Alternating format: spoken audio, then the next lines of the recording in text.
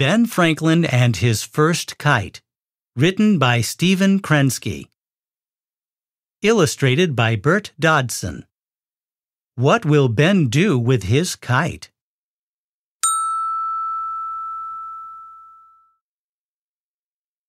Ten-year-old Benjamin Franklin was hard at work in his father's candle shop.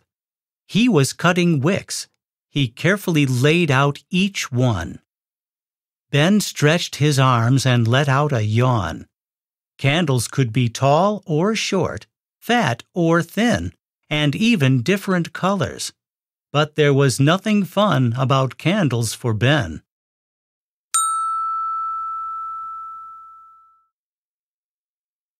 "When do you think we'll be done today?" Ben asked his father. "Soon enough," his father answered. "Why? Do you have special plans?" Ben's father smiled. It was a rare day indeed when Ben did not have a plan in mind.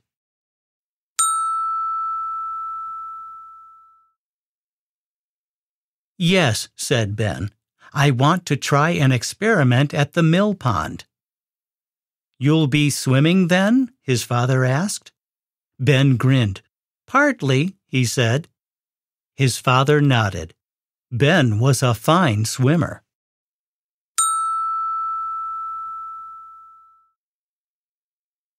That afternoon, Ben flew down the streets of Boston. He was headed for home. Along the way, he noticed the waves cresting in the harbor. The ships rocked back and forth. That was good, he thought. He needed a strong wind today. When Ben got to his house, his mother met him at the door. Inside, two of his sisters were busy making hasty pudding by the hearth. Ben had 16 brothers and sisters. "Ben," his mother said, "why are you in such a hurry?"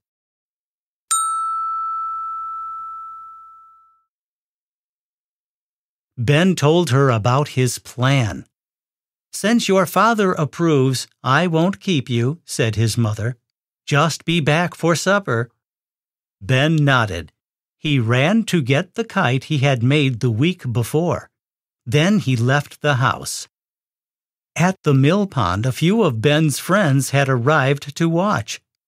"You've picked a poor place to fly a kite," said one. Ben shrugged. "I'm doing an experiment," he said.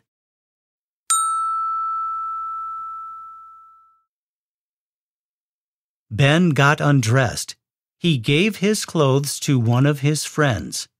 "Please carry these to the other side of the pond," he said. "What are you going to do?" asked the other boys. "Carry the kite while you swim?" "No," said Ben. "The kite is going to carry me."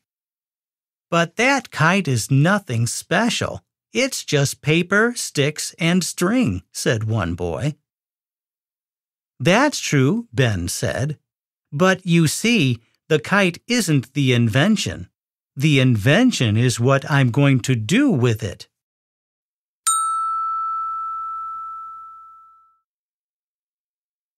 Ben raised the kite in the air. Once the wind had caught and carried it aloft, Ben walked into the water. There he lay on his back, floating. "I'm going to cross this pond without swimming a stroke," said Ben. The wind tugged on the kite. The kite string tightened. The water began to ripple at Ben's feet. The kite was pulling him.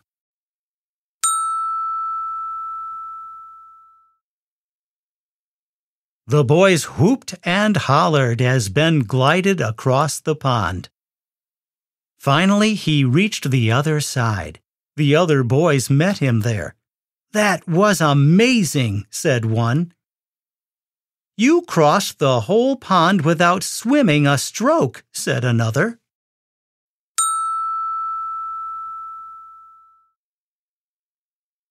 "What will you do next?" they asked. "Another invention? A different experiment?" Ben didn't know. but he was sure he would think of something.